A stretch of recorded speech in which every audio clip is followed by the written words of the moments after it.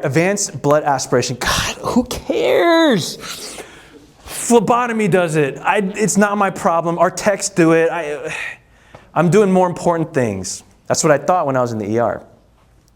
And then I wasn't tracking how many times lab called me for hemolyzed samples because I never picked up the phone.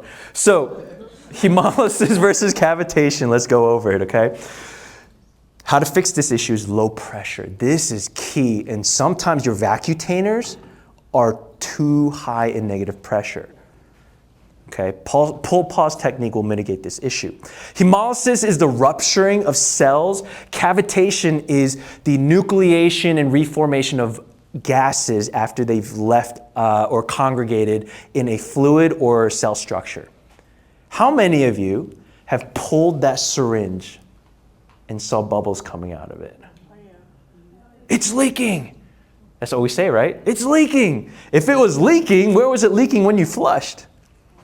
Where was the blood leaking? How come the blood isn't coming out of that catheter?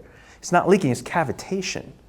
We are causing that problem. Now, here's mechanism, please, for the love of the lab, read that when you go home and realize how much of that hemolyzed sample is our fault. Okay? Yes, they do lose it or whatever, it happens, but we're the main reason why they hemolyze, okay? So, cavitation, here is the definition, rapid expansion and collapse of the veins. This is the step-by-step process of cavitation itself. The reason why I want you guys to see this is because I need you to know that this is an extreme expansion and collapse, okay?